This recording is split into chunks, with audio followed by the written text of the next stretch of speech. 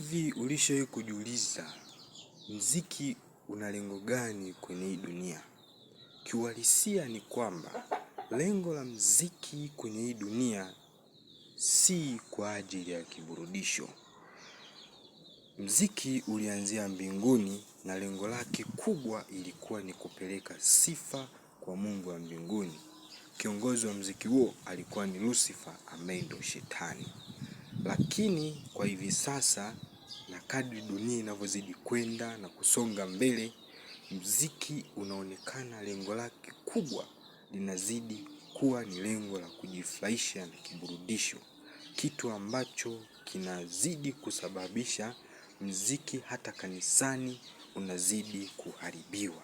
Lakini yote haya ni kwa sababu Shetani naye anatafuta sifa ziende kwake, kwa sababu yeye hukumu yake ilishatangazwa.